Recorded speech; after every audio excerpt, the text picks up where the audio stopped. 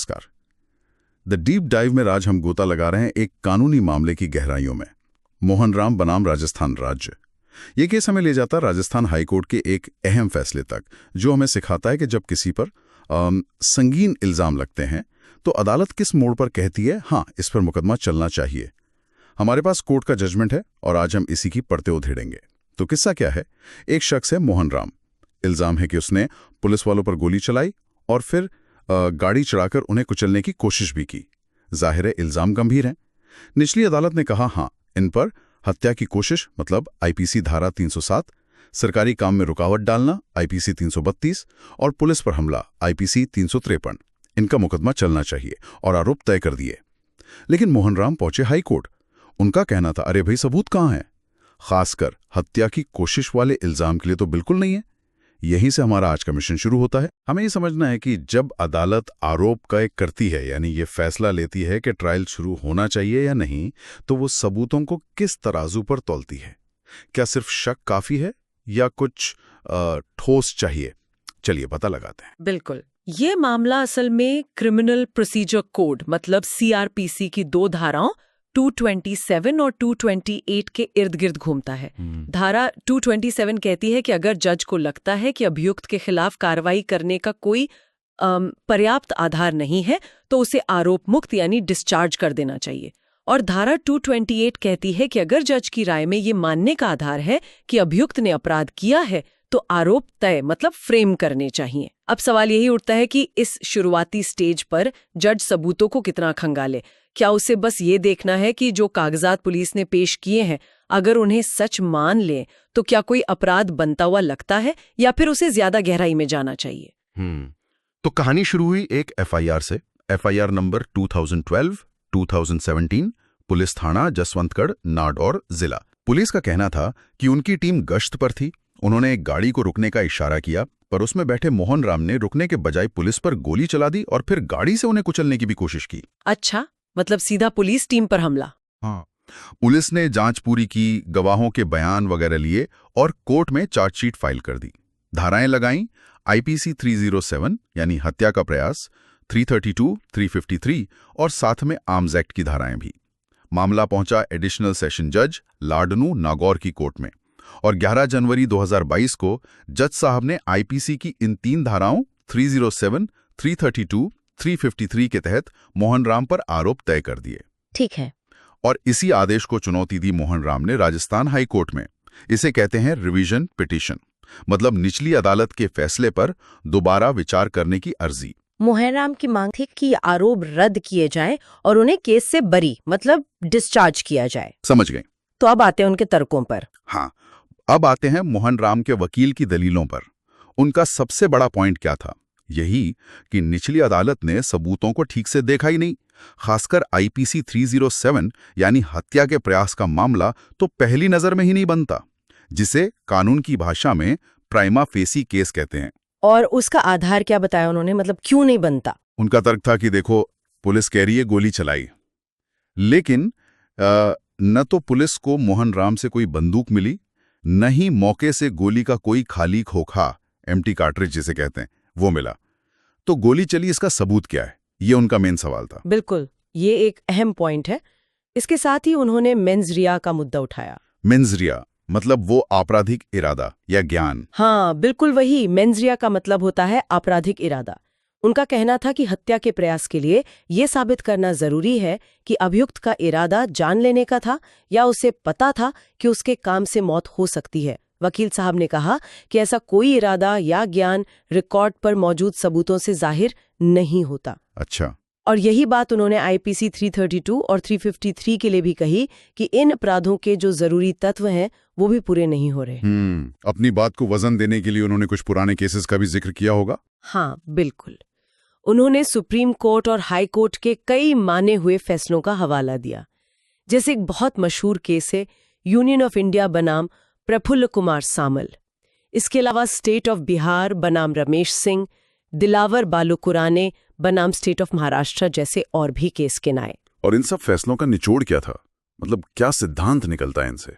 इन सभी फैसलों का सार मोटा मोटा ये है कि जब जज आरोप तय करने या न करने का फैसला ले रहा हो धारा 227 या 228 के तहत, तो उसे सिर्फ अभियोजन पक्ष मतलब प्रोसिक्यूशन की कहानी सुनकर हाँ में हाँ नहीं मिला देनी। उसे सबूतों को थोड़ा छानना फटकना चाहिए, थोड़ा वजन करना चाहिए, जिसे अंग्रेजी में कहते हैं sift and weigh. Sift and weigh, छानना और तौलना। हाँ, अगर सबूतों को देखने के बाद जज को सिर्फ शक होता है, लेकिन वो शक गंभीर शक यानी ग्रेव सस्पिशन के स्तर तक नहीं पहुंचता, या फिर अगर सबूतों से दो बराबर की संभावनाएं नजर आती हैं, एक जो अभियुक्त को दोषी ठहराती है और दूसरी जो उसे निर्दोष बताती है, तो फिर अभियुक्त के हक में फैसला जाना चाहिए और उसे आरोप मुक्त कर देना चाहिए। मतलब कोर्ट सिर्फ एक पोस्ट ऑफिस नहीं है? बिल्कुल, कोर्ट को सिर्फ एक पोस्ट ऑफिस की तरह काम नहीं करना है कि पुलिस ने जो चार्जशीट दी उसे आगे बढ़ा दिया। कोर्ट को मामले की व्यापक संभावनाओं मतलब ब्रॉड प्रोबेबिलिटीज पर भी गौर करना होगा। तो सिफ्ट एंड वे यानी छानना और तौलना, ये सुनने में तो ऐसा लगता है जैसे एक छोटा मोटा ट्रायल ही हो गया, पर ये कितना हल्का या कितना भारी होना चाहिए? क्या कोर्ट को इस स्टेज पर बचाव पक्ष की दलीलें भी सुननी चाहिए? नहीं, पर पेंच है। देखिए, ये सिफ्ट एंड वे का मतलब ये नहीं है कि कोर्ट पूरा ट्रायल चला दे। बचाव पक्ष क्या सबूत पेश करेगा या गवाह जिरा में क्या कहेंगे, ये सभी स्टेज पर नहीं देखा जाता। सिफ्ट एंड वे का मतलब है कि जो सबूत प्रोसिक्यूशन ने पेश किए हैं उन्हीं को देखकर ये अंदाजा लगाना कि क्या मामला इतना भी बनता है कि ट्रायल चलाया जाए। अच्छा, क्या इन सबूतों में इतनी जान है कि अगर इन्हें सही मान लिया जाए तो सजा हो सकती है।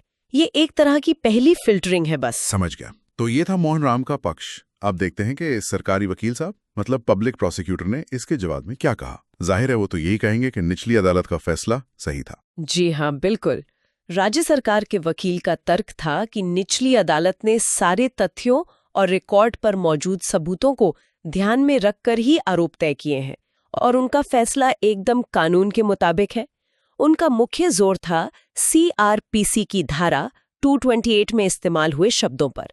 धारा कहती है कि अगर जज को लगता है कि अभियुक्त द्वारा अपराध किए जाने की धारणा बनाने का आधार है, ground for presuming that the accused is committed an offence. धारणा बनाने का आधार, प्रिज्यूमिंग। हाँ, सरकारी वकील ने कहा कि यहाँ कानून सबूत यानी प्रूफ की बात नहीं कर रहा, बल्कि सिर्फ धारणा बनाने के आधार मतलब ग्राउंड फॉर प्रिज्यूमिंग की बात कर रहा है। प्रिज्यूम करने का मतलब होता है अनुमान लगाना। यानी उनका कहना था कि इस स्टेज पर सबूतों का पोस्टमार्टम करने की जरूरत नहीं है जैसे ट्रायल में होता है। बिल्कुल। उनका तर्क था कि इस स्टेज पर सबूत कितने पक्के हैं, उनकी प्रोबेटिव वैल्यू क्या है, मतलब वो कितने भरोसेमंद हैं, इसमें जाने की जरूरत नहीं। अगर जज को लगता है कि अपराध हुआ हो सकता है, अगर एक मजबूत शक स्ट्रॉन्ग सस्पिशन पैदा होता है कि अभियुक्त का उस अपराध से लेना देना है, तो आरोप तय करने के लिए इतना ही काफी है। क्या उन्होंने भी कुछ अदालती फैसलों का जिक्र किया अपने तर्क के समर्थन में? हाँ, बिल्कुल। उन्होंने भी सुप्रीम कोर्ट के कई अहम फैसले सामने रखे, जैसे कांति भद्रा शाह बनाम state of West Bengal, state of Maharashtra बनाम सोमनाथ थापा, फिर स्टेट ऑफ राजस्थान बनाम फतेहकरण महदू, सोनू गुप्ता बनाम दीपक गुप्ता। इन सभी फैसलों में कमोबेश यही बात कही गई है। और इनका निचोड़ क्या था? इनका निचोड़ ये है कि आरोप तय करने के लिए सबूतों का वैसा मूल्यांकन नहीं करना होता जैसा कि आखिरी फैसले के समय होता है, जहां शक से परे साबित करना होता है, प्रूफ बियॉन्ड रीजनेबल डाउट। आरोप तय करने के स्टेज पर तो बस मजबूत शक ही काफी है। कोर्ट को ये देखने की जरूरत नहीं कि इस मामले में पक्का सजा होगी ही होगी। अगर सजा होने की संभावना नजर आती है तो ट्रायल होना चाहिए। अच्छा। और दो बातें और कहीं, एक कि हाई कोर्ट की जो रिवीजन की पावर है CRPC धारा 397, वो बहुत सीमित है, खासकर तब जब निचली अदालत ने आरोप तय करने का फैसला किया हो। हाई कोर्ट को इसमें ज्यादा दखल नहीं देना चाहिए जब तक कि कोई बहुत बड़ी कानूनी गलती ना हुई हो। और दूसरी बात, आरोप तय करने के आदेश मतलब फ्रेमिंग ऑफ चार्ज ऑर्डर में जज को बहुत लंबे चौड़े कारण लिखने की जरूरत नहीं होती। हाँ, अगर वो किसी को आरोप मुक्त कर रहा है, डिस्चार्ज कर रहा है, तब उसे कारण जरूर बताने पड़ते हैं। अच्छा, तो एक तरफ कहा जा रहा है सबूतों को छानो और तोलो, दूसरी तरफ कहा जा रहा है बस मजबूत शक काफी है, ज्यादा गहराई में मत जाओ। ये तो सुनने में थोड़ा विरोधाभासी लगता है। हाँ। अदालतें कैसे तय करती हैं कि कब छानना है और कब सिर्फ शक पर आगे बढ़ना है? ये बिल्कुल सही सवाल है और यहीं पर जज के विवेक मतलब डिस्क्रेशन का रोल आता है। असल में ये दोनों बातें विरोधाभासी नहीं है, बल्कि एक ही सिक्के के दो पहलू हैं। सिफ्ट एंड वे का मतलब ये नहीं कि डिफेंस के सबूत देखो या गवाहों पर जिरह करो। इसका मतलब है कि प्रोसिक्यूशन ने जो सबूत दिए हैं, क्या वो इतने भी हैं कि उनसे गंभीर शक या मजबूत शक पैदा हो? अच्छा, क्या वो सबूत आपस में ही इतने कटे फटे या बेतुके हैं कि पहली नजर में ही कहानी झूठी लगे? अगर ऐसा है तो डिस्चार्ज करो।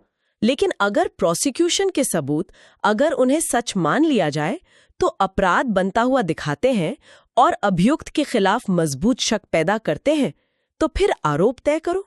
और गहराई में जाने से बचना है मतलब? हाँ, गहराई में जाने का मतलब है डिफेंस की कहानी सुनना या सबूतों की मीन मेख निकालना, जो स्टेज पे नहीं करना है। समझ गया। तो अब गेंद थी हाईकोर्ट के पाले में। जस्टिस डॉक्टर पुष्पेंद्र सिंह भाटी के सामने ये सारी दलीलें और ये सारे केस लॉ रखे गए।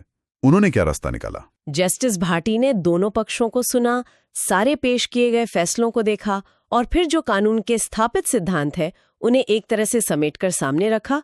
उन्होंने कहा कि कुछ बातें बिल्कुल साफ हैं। पहला, आरोप तय करने के स्टेज पर कोर्ट को सिर्फ प्राइमा फेसी केस देखना है, यानी पहली नजर में मामला बनता है या नहीं। ठीक है। दूसरा, इस स्टेज पर प्रोसिक्यूशन के पेश किए गए तथ्यों और सबूतों को सही मानकर चलना है, मतलब take them at face value.